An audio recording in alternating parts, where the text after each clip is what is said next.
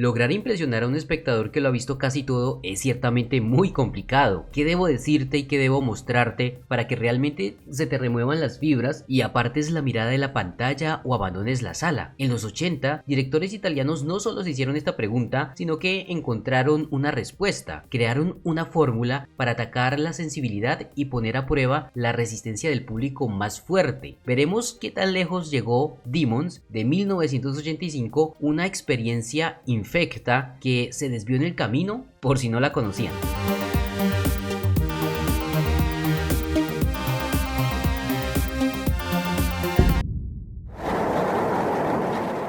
Estamos en el metro de la ciudad y ella es Cheryl. Parece que hay un concierto de metal o algo así. Ve el reflejo de alguien con una máscara que no está en el vagón. Al bajarse, también lo observa, asustándose al punto de huir. Subiendo las escaleras reaparece, pero solo quería darle una entrada gratis al cine. Como ya hay confianza, le pide otra entrada para una amiga.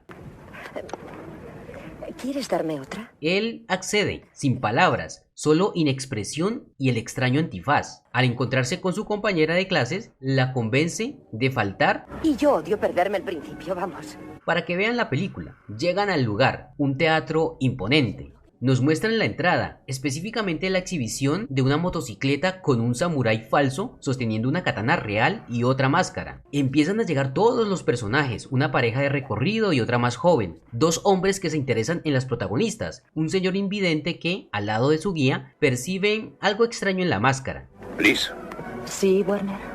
No lo toques. La misma que termina por cortar la cara de Rosemary que jugaba con ella. Los asistentes son recibidos por una mujer que se nos muestra sospechosa, como si supiera algo. Comienza la función en la gran pantalla del teatro, pero de repente pasa a ocupar la pantalla completa y empezamos a ver dos películas al mismo tiempo. La nueva historia muestra a un grupo que explora unas ruinas.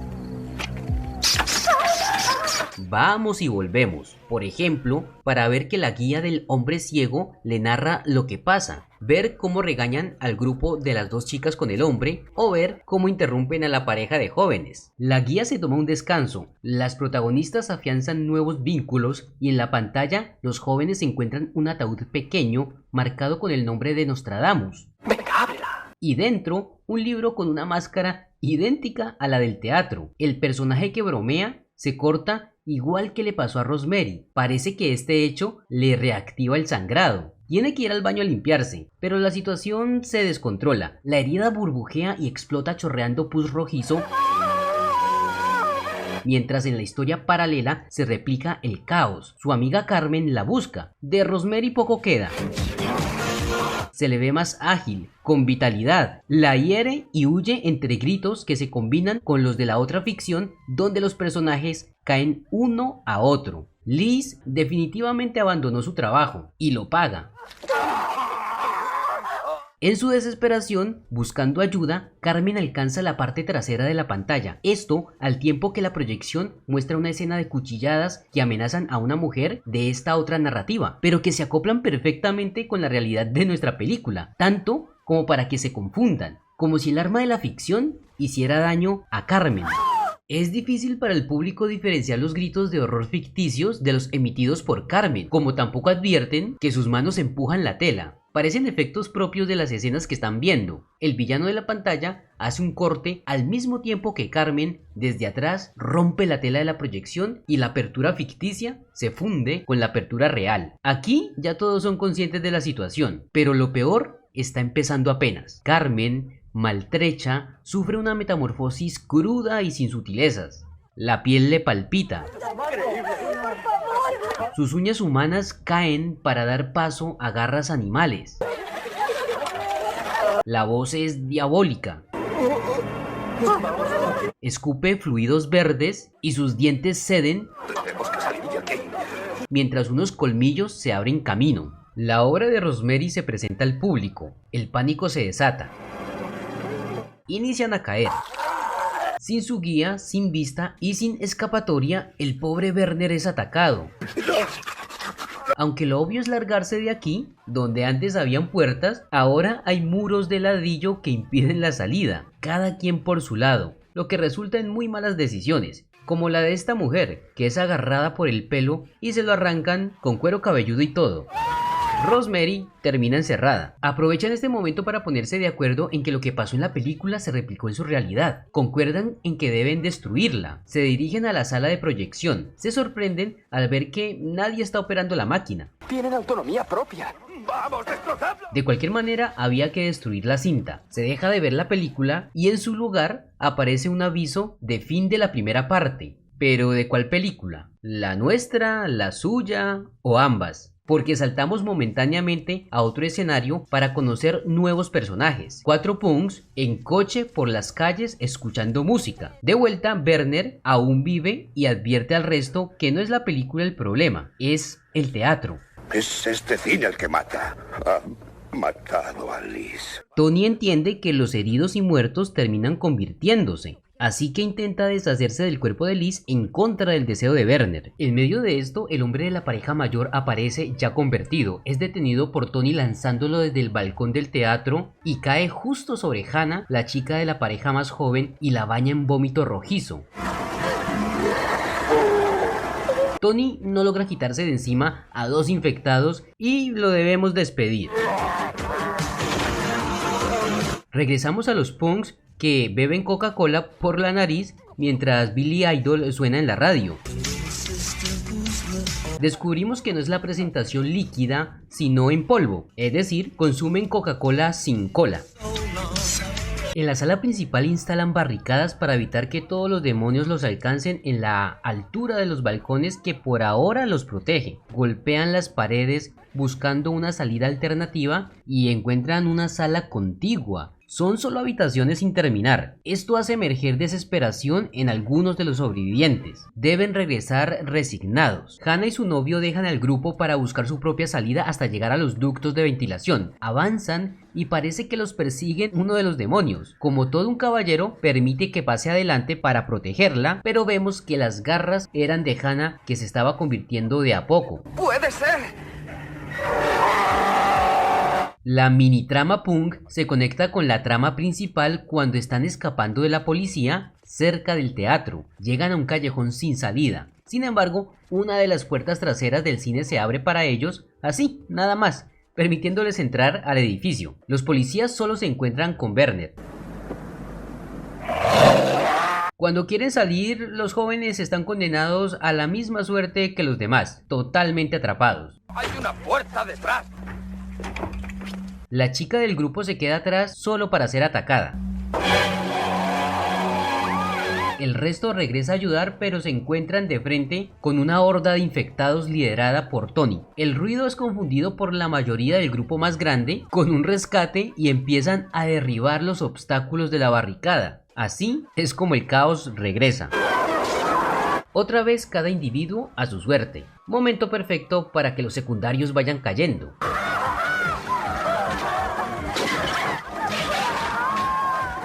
El grupo de protagonistas se arrastra fuera de la sala y parecen salir ilesos, a excepción de Katy. Se le ve enferma. Katy.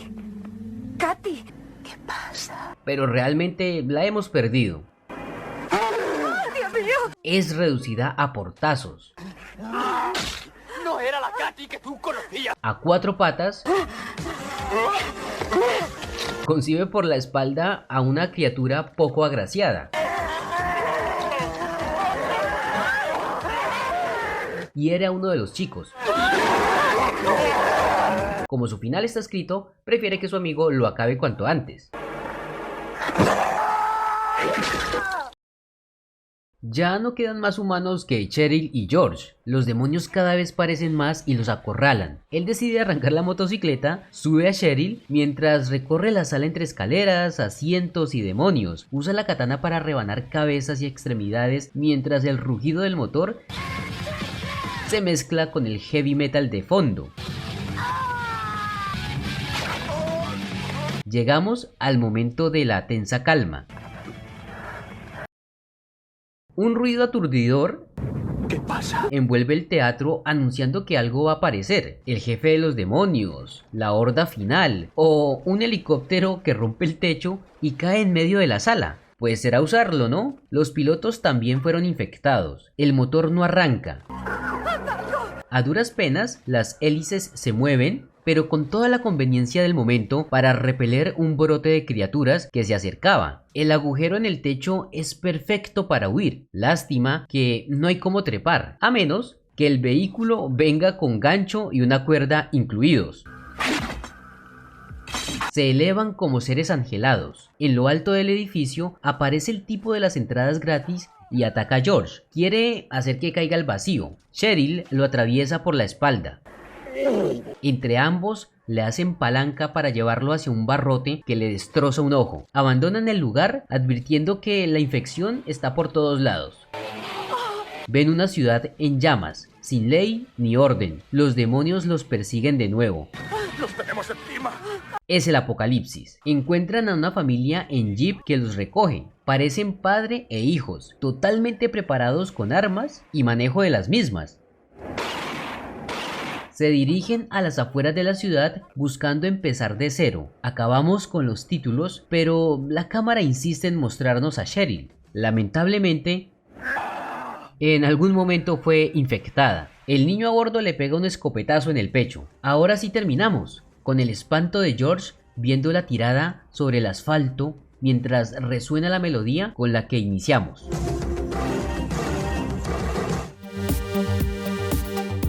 Parte del cine italiano de los 80 se distingue de otras propuestas por alejarse de los modelos clásicos, procurando saturar los sentidos del espectador y demostrando una autoconciencia que desafía la narrativa lineal. Demons es el ejemplo definitivo de un horror italiano donde el caos se convierte en un estilo deliberado y el espectáculo visual suplanta la necesidad de coherencia lógica. No solo funciona como un ejercicio de horror visceral, sino como un cuestionamiento sobre la naturaleza peligrosa de la imagen cinematográfica. Utiliza el espacio físico del teatro para ocasionar un choque entre la realidad de la pantalla y la experiencia del público, transformando el acto de ver una película en un proceso de infección. Ver cine nos contagia. La película establece desde sus primeros minutos un pacto de confianza fracturado entre el cineasta y el público. Al acudir al teatro, los espectadores dentro del filme se someten a una experiencia que rápidamente se destapa como una trampa orquestada por fuerzas externas y que por demás nos incluye. No solo los personajes son engañados, nosotros caemos en la trampa esperando una narrativa lineal coherente que no encontramos en la película. Nadie nos explicará quién era el hombre de la máscara, qué era la máscara, por qué hay muros donde antes habían puertas, y etc. De hecho, una de las críticas más recurrentes hacia Demons es una aparente falta de coherencia narrativa y desarrollo de personajes. Sin embargo, analizada desde las lógicas del género, esta desarticulación es un componente esencial entre el horror y la pesadilla. En este subgénero, la lógica causal, esto genera esto se explica así, es sacrificada en favor de una construcción de sueños donde las imágenes potentes dictan el ritmo de la película. Los elementos narrativos tienen un claro objetivo: personajes funcionales como el proxeneta, las estudiantes, los punks, escenas aleatorias como la caída del helicóptero, la aparición de muros. El final feliz no está. Los diálogos son utilitarios, sin un subtexto aparente. La aparición del helicóptero a través del techo funciona como un Deus ex machina literal que proporciona tanto un arma para descuartizar demonios como una vía de escape física para los protagonistas. No se ofrece ninguna explicación de por qué o cómo se estrelló el vehículo. Su presencia se justifica únicamente por su impacto visual y su capacidad para elevar la escala del caos. Dario Argento, nombre que aparecerá en muchas cintas de la época y del género, deseaba crear una película de horror total, un asalto sensorial que no permitiera al público cuestionar la lógica mientras estaba sumergido en el espectáculo. Esta intención se traduce en un ritmo que comienza como un suspenso de combustión lenta para luego detonar en un caos absoluto de efectos especiales y música a todo volumen. Su influencia como productor y co-guionista es palpable en el enfoque comercial de la película, centrándose en lo que el público de género realmente deseaba: sangre, monstruos y música alta. El espectáculo visual no es un complemento de la historia, sino su motor principal. La película anula la pretensión de profundidad intelectual para centrarse en la eficiencia de sus escenas más icónicas. Esta superioridad de la imagen es lo que permite que secuencias como el protagonista George recorriendo la sala en una motocicleta mientras decapita demonios con una katana se conviertan en hitos del género, a pesar de su inverosimilitud absoluta. El éxito de Demons como experiencia de horror visceral se debe en gran medida al trabajo de maquillaje cuyo propósito mayor era la de asquear a la audiencia. En una era dominada por el maquillaje de látex y los efectos prácticos, se crearon algunas de las imágenes más memorables del horror, caracterizadas por una estética de cómic exagerada y desagradable. El proceso de transformación de humano a demonio se detalla con una atención fina a la destrucción de la anatomía. Los demonios parecen estar sufriendo una erupción violenta de una naturaleza ajena. Las víctimas desarrollan forúnculos gigantes que laten y finalmente estallan en chorros de pus verde. En planos cortos explícitos se observa cómo los colmillos demoníacos empujan los dientes humanos desde las encías, provocando que estos se caigan. Las uñas humanas se parten a lo largo para permitir la aparición de garras. Se utilizó papel reflectante sobre los ojos de los actores para que brillaran intensamente ante la luz de la cámara, dándoles una apariencia sobrenatural e inquietante. Una de las secuencias más ambiciosas involucra el nacimiento de un demonio a través de la espalda de Hannah. Se generó una criatura animatrónica completa que se separa del cuerpo del anfitrión, demostrando que los demonios no son solo humanos poseídos, sino parásitos de otra dimensión. La puesta en escena de esta secuencia, con el personaje Agathas para mostrar el espacio vacío debajo de ella y confirmar que no hay trucos de cámara simples, es un testimonio del ingenio de los efectos prácticos de la época. Un momento álgido de la película muestra una deconstrucción literal del mecanismo central del cine. Los supervivientes intentan detener la película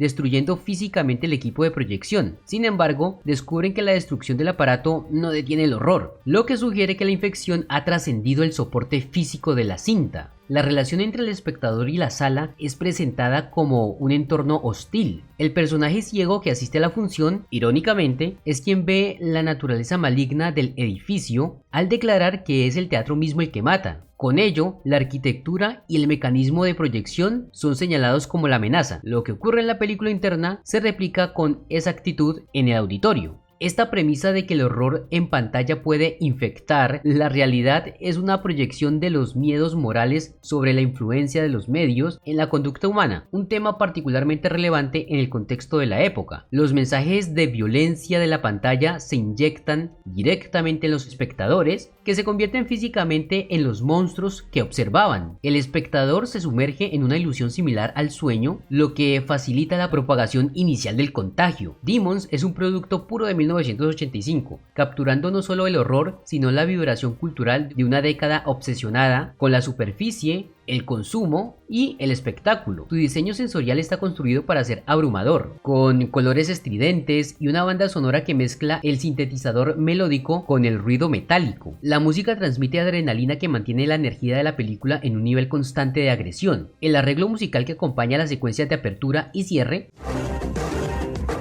se ha vuelto icónico. Además de la música original, la banda sonora incluye una selección de pistas de heavy metal de la época, no solo para crear suspenso, sino para celebrar la violencia y el espectáculo. La película es un escaparate de la moda de mediados de los 80, habitado por punks con crestas teñidas, chaquetas de cuero con tachuelas y personajes que parecen haber salido directamente de una revista de moda urbana de la época. El grupo que entra al cine huyendo de los policías sirve para introducir las ansiedades sociales sobre el consumo de sustancias ilegales, con la famosa escena de la lata, y la delincuencia juvenil, integrándolas en el caos demoníaco generalizado. A pesar de su superficie de cine de explotación, Demons tiene capas de subtexto que ofrecen una visión sombría y cínica de la realidad humana y tecnológica. Estas interpretaciones dan una relevancia a la película más allá de un simple divertimento sangriento. Una de las interpretaciones académicas más aceptadas de Demons es su visión del mundo como un sistema mecánico y sin Dios. El momento en que los supervivientes entran en la cabina de proyección y encuentran solo una máquina automatizada, sin alguien que la opere, es una metáfora de un universo que funciona bajo un programa preestablecido hacia un punto de final de destrucción. La película refleja los temores de mediados de los 80 sobre las ETS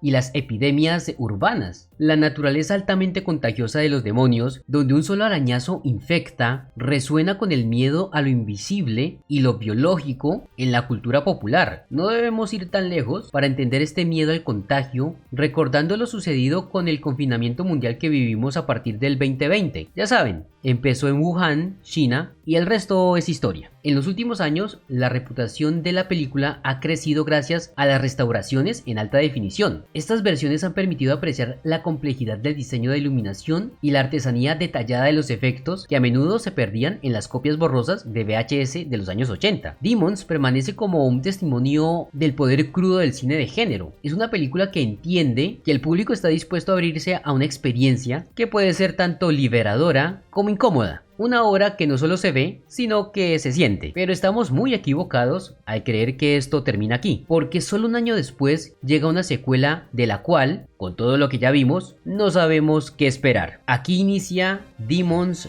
2.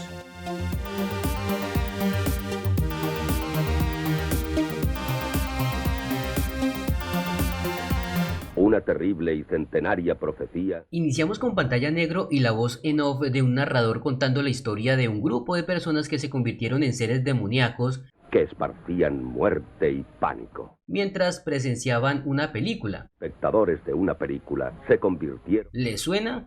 Nos trasladamos a un edificio residencial que mezcla tecnología avanzada y diseño moderno, puertas mecánicas, vidrios blindados y sistemas electrónicos. Seguridad en todo su esplendor. Dos de los personajes se encuentran en el ascensor. Una mujer en estado de embarazo que habita uno de los apartamentos practica yoga, momento en el que llega su novio, el chico de antes. Conocemos también al encargado del gimnasio, y claro que lo reconocemos. En otro de los apartamentos, Sally celebra su cumpleaños. En el televisor está sintonizando el documental o película que escuchábamos al inicio. Parece que es el único canal que funciona. Todos ven el mismo programa, desde el solitario que compra compañía. ¿Te importa que lo hagamos con el televisor enchufado? La familia genérica. Puede volver a ocurrir. La vecina mayor y el niño que dejan solo en casa. La historia de la TV narra cómo unos jóvenes exploran las ruinas de la zona prohibida donde se extendió el mencionado brote demoníaco. Lo de ir y venir entre realidades se repite. Esto permite seguir la rutina de los habitantes del edificio a la vez que vemos momentos destacados del dramatizado. En la fiesta, un amigo de la cumpleañera invita a alguien que no es de su agrado, un tal Jacob. Ella se enoja a tal punto que los echa a todos y se encierra. Volviendo a la otra historia, los exploradores ven una garra. Para variar, alguien sufre un corte. Déjame ver. Continúan hasta encontrar los restos de uno de los demonios. La herida de la chica deja caer una gota sobre el esqueleto. Quieren capturar el momento, pero la cámara fotográfica no funciona. Exactamente como pasa en la fiesta de la realidad. La criatura empieza a cobrar vida. Cuando quieren enterarse, es tarde.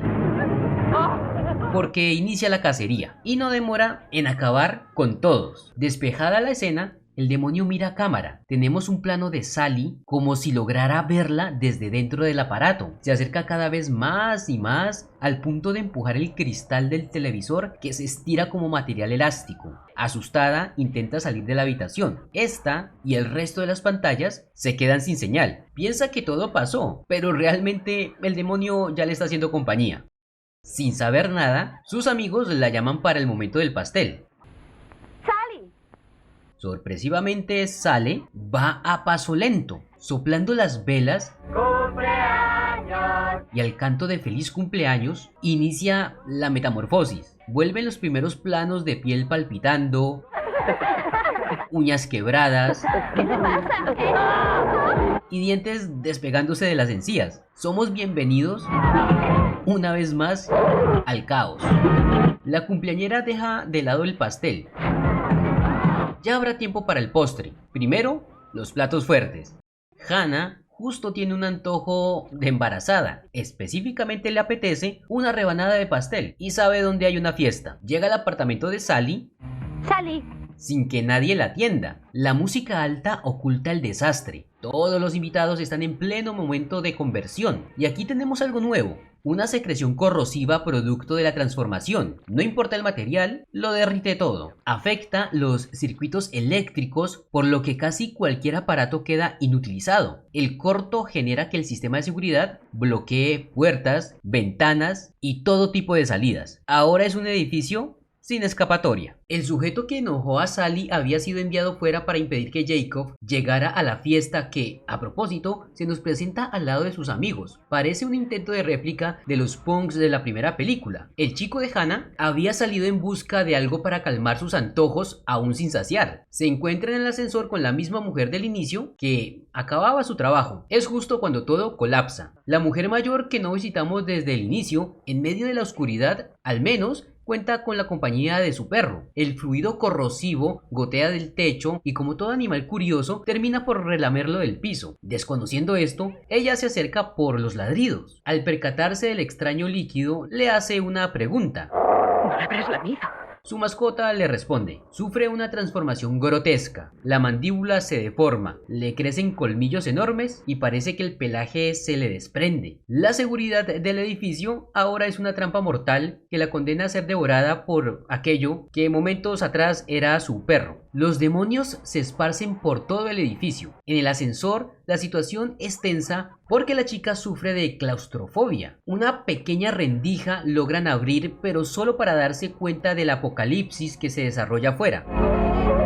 Para ella, ahora es peor salir que quedarse. Por su parte, él solo puede pensar que Hannah está sola. El gimnasio es el siguiente objetivo. Los que pueden llegan hasta el garaje, sellan la entrada interna mientras buscan cómo tumbar la que da a la calle. No funciona el control remoto, no funciona estrellar los autos. Vamos con el niño. Toma la decisión de salir. Los pasillos oscuros parecen los corredores de una cárcel. Una horda sube las escaleras y debe huir por su vida. Se encuentra con lo que fue la fiesta. Se asusta por una puerta que se abre lentamente. Contra cualquier pronóstico, se trata de una pareja de supervivientes del cumpleaños. Tommy, es su nombre, ya no puede regresar a refugiarse ni contestar la llamada de su madre. Sally sigue por ahí buscando presas, por lo que debe encontrar un escondite provisional. El demonio rastrea, se asoma y lo olfatea todo. El niño parece estar a salvo, aunque un líquido le llueve encima. Una oportunidad de escape llega a los presos del ascensor cuando el de seguridad los encuentra. Y como no, Sally lo echa a perder. Ante la imposibilidad de huir al exterior, los del garaje crean una barrera de fuego, pero como artistas de circo, las criaturas saltan sobre las llamas. Más personas del edificio llegan. El instructor del gimnasio toma el mando. En el ascensor hay un descuido fatal de parte de la chica. La madre del niño conduce desesperada porque algo le dice que su hijo no está bien. Llegando al edificio, choca con el auto de los punks. Alguien toca la puerta de Hannah. Por favor, ayúdeme. Parece la voz de Tommy. Entre dudas, decide abrir y en efecto es Tommy, pero versión 2.0, con mejoras de destreza incluidas. Irrumpe violentamente con intención de atacarla. Un cuchillo es lo primero que encuentra para defenderse, aunque lo más perturbador tan solo está por venir. El pequeño engendro cae de espaldas, el abdomen se le desgarra para dar paso a un ghoulie, critter, gremlin en fase demoníaca. Escojan. Después de ver esto, Hannah prefiere la cesárea. Corre hacia el baño mientras el bicho con cierto jugueteo la persigue. Nos tomamos una pausa porque el garaje es testigo de una desgracia. La madre de una de las familias inicia a convertirse mientras tiene abrazada a su hija. La única solución son 2 escopetazos. De vuelta, llevada por su instinto maternal, Hannah le ofrece abrigo al recién nacido. Lejos de mostrar agradecimiento, sigue atormentándola mientras vuela por los aires. En el ascensor, el futuro padre logra salir por el techo. Trata de sacar a su compañera de encierro, pero el descuido de antes le salió caro. Una batalla se origina en los cables que termina con el demonio estampado. Su chica sigue luchando. Rebuscando da con un tarro de veneno marca Acme, por lo que parece. Lo vierte completo y al menos hace algo de efecto. Es muy resistente, solo hasta que llega George para atravesarlo con un paraguas. En un museo moderno pasa por obra de arte. El Armagedón tiene lugar en el garaje. Disparos, lucha cuerpo a cuerpo, juego sucio, atropellos, explosiones. Sin Dios ni ley. Una violencia desmesurada a los ojos de todos. La niña sin madre ve cómo poco a poco se convierte en huérfana completa. Sally no se pierde una. La pareja se separa nuevamente para que él busque una salida. En el camino debe deshacerse de otra horda provocando una explosión masiva. Al volver con Hannah, aparece con la otra pareja que aún estaban por ahí. Los cuatro deciden que su única oportunidad es alcanzar la parte más alta. Se dan cuenta que el chico nuevo ha sido infectado cuando ataca a su novia. George se encarga del asunto. En la azotea adecúan una soga con arnés para descender por los cristales. Y resulta que la otra chica tampoco estaba limpia. Comienzan a bajar en un ejercicio peligroso, sobre todo para una embarazada. Sally aparece una vez más y les enseña cómo se hace. Abajo es recibida por un tubo que la perfora entera. Preferimos no cantar victoria, con ella no se sabe. La maniobra los ha llevado al edificio contiguo, un estudio de televisión con cámaras, luces, monitores y sillas para el público, pero sin humanos. Solo los sonidos artificiales del aparataje. Conscientes de que una de las tantas cámaras los filma, Hannah entra en trabajo de parto. Y así, el milagro de la vida se da. George dice una mentira al ver al bebé. Es precioso. Pero la tranquilidad dura poco. Sally entra en el estudio. Está ciega y se mueve a tientas, guiándose solo por el sonido. Finalmente, se desploma en el suelo y ahí se quedará. La imagen de la criatura sin vida es captada por una de las cámaras y se ve en algunas de las pantallas. En otros monitores, otra imagen de Sally viva comienza a correr hacia el cristal como si intentara salir, igual que aquel demonio que alguna vez salió hacia ella. George, sin dudarlo, toma algo parecido a un pico y comienza a destrozar los monitores, cerrando definitivamente el portal perverso que permitió todo este desastre. Se alejan, dejando atrás el edificio en una imagen que oscila entre la esperanza y la incertidumbre. Demons 2, que repite director y productor, no es una secuela que busca solo continuidad vacía, sino una obra que transforma la premisa al trasladar el horror del lugar. Mientras que la película original centraba su caos en el espacio público de una sala de cine, la secuela desplaza la amenaza hacia el entorno privado de un edificio residencial equipado con alta tecnología y mediado por la influencia excesiva de la televisión. Este cambio de escenario altera la experiencia del miedo, la relación entre el espectador y la imagen, y convierte el medio de comunicación en un conducto biológico para la destrucción. El desplazamiento del horror desde el teatro hacia el edificio de apartamentos de alta tecnología marca un cambio fundamental en la percepción de seguridad de los individuos. Demons muestra que el cine actuaba como un espacio de congregación pública donde el horror era compartido por una masa de desconocidos en un entorno diseñado para la observación pasiva. En Demons 2, el horror se infiltra en el hogar, el refugio por excelencia de la privacidad personal, sugiriendo que la escena doméstica ya no es una garantía de protección. Cambiamos la claustrofobia colectiva por el aislamiento en múltiples niveles. Los habitantes del edificio no son un público unificado por una pantalla compartida en un solo espacio físico. Son individuos y grupos aislados en sus respectivos apartamentos, conectados únicamente por la señal de televisión que penetra en sus salas. Esta actúa como un medio que distribuye la infección, eliminando la necesidad de desplazarse hacia un lugar de estreno. Basta con estar presente en la intimidad del hogar para ser alcanzado por la plaga mediática. El rascacielos donde se desarrolla la acción no es un edificio convencional. Se presenta como una muestra de modernidad, equipado con sistemas de seguridad automatizados, gimnasios y garajes. Sin embargo, esta infraestructura, diseñada para el confort y la exclusión de amenazas externas, se convierte en la trampa perfecta. La automatización de las puertas de seguridad y los ascensores, que se bloquean ante la detección de la crisis, transforma el espacio de lujo en una prisión tecnológica. La estructura vertical del edificio permite una propagación del caos que se diferencia de la expansión horizontal de la sala de cine.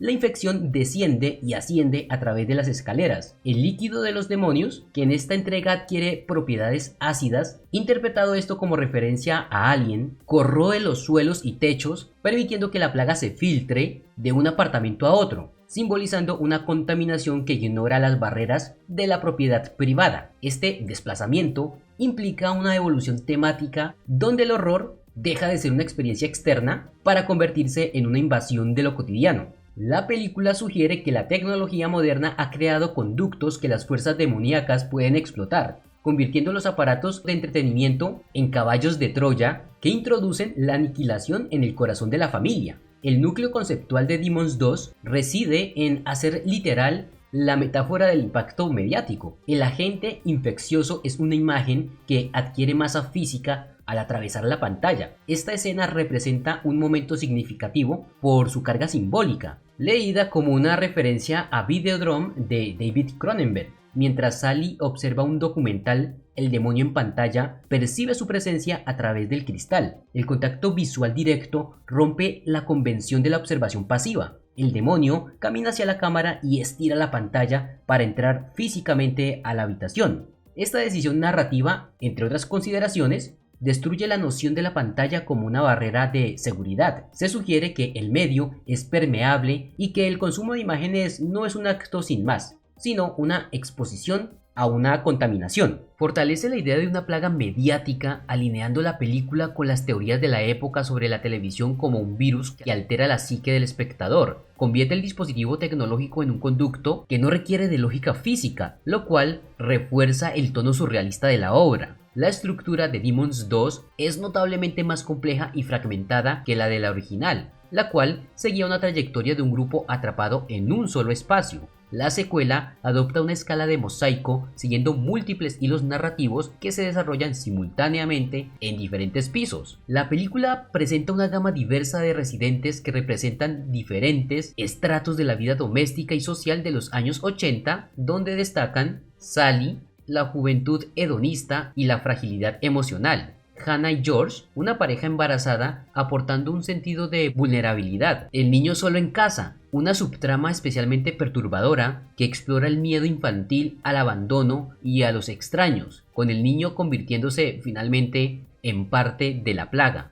Esta estructura fragmentada, por un lado, crea una sensación de caos omnipresente, donde el peligro acecha en cada rincón del edificio, desde los garajes hasta las azoteas. La interconexión de estas historias a través del fluido corrosivo que gotea entre pisos puede generar cierta tensión. El espectador tiene menos oportunidades de desarrollar una conexión profunda con los personajes, lo que la película compensa con un ritmo frenético que rara vez permite al espectador una pausa. Lleva la exageración característica del cine de este género en particular hacia sus límites. Es un festín de exceso visual y auditivo que busca superar a su predecesora en cada escena. Varias decisiones creativas empujan el tono de la película hacia lo bizarro y lo grotesco. El perro demonio, una criatura con mandíbulas deformes y una apariencia casi alienígena; el nacimiento del pequeño demonio, un niño transformado que a través de su propio cuerpo pare a una criatura más pequeña y deforme;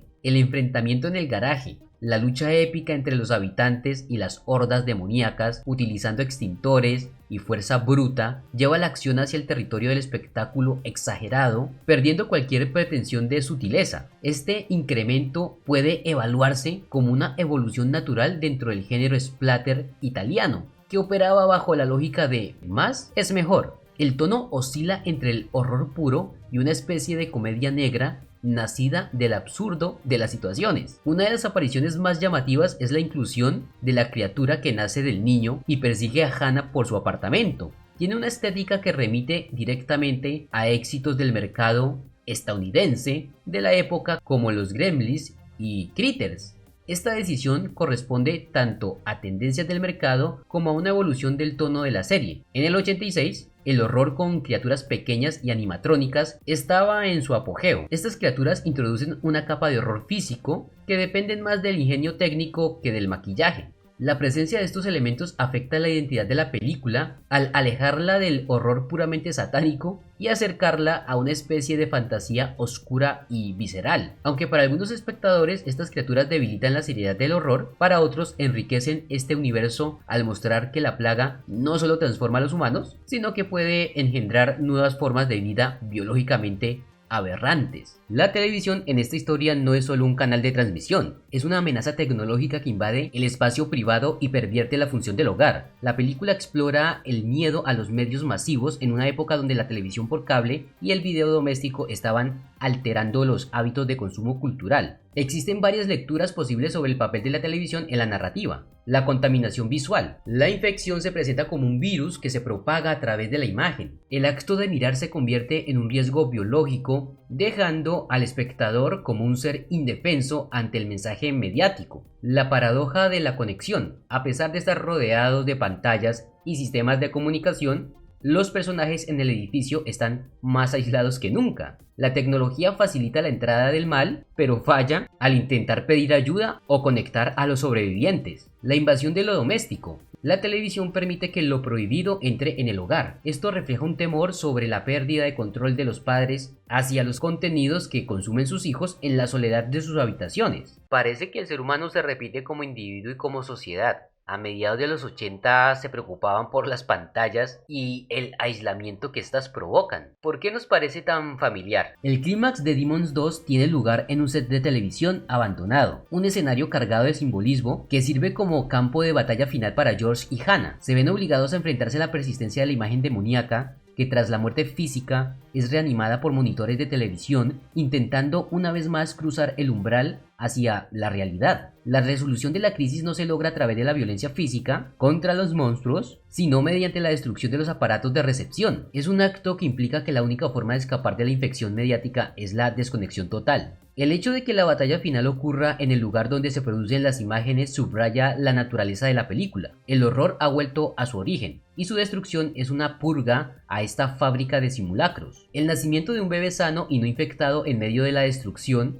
aparece como un triunfo de la vida real sobre la corrupción sintética de la imagen ficticia. Si la televisión es el conducto, su aniquilación es la única vacuna efectiva. El final de Demons 2 parece más esperanzador, pero mantiene una nota de incertidumbre sobre el futuro de los sobrevivientes en un mundo saturado de pantallas. Las escenas finales han sido vistas por algunos como una versión del nacimiento cristiano, una especie de José, María, Niño Jesús, en vez de un establo rodeado de animales, se da en un set de televisión con sus elementos propios. Hoy en día se le reconoce al filme por su audacia al intentar una secuela temática en lugar de una continuación directa de la trama, y al igual que la primera, se celebra por sus efectos que siguen siendo impresionantes en las nacientes restauraciones de alta calidad. En resumen, Demons 2 representa un experimento fascinante sobre la permeabilidad de los medios y la fragilidad de lo doméstico. Aunque puede carecer de la pureza visceral de la primera entrega, su análisis de la televisión como una amenaza viral y su ambiciosa escala narrativa la consolidan como una obra para entender la evolución del horror hacia la era de la información y el simulacro de la imagen.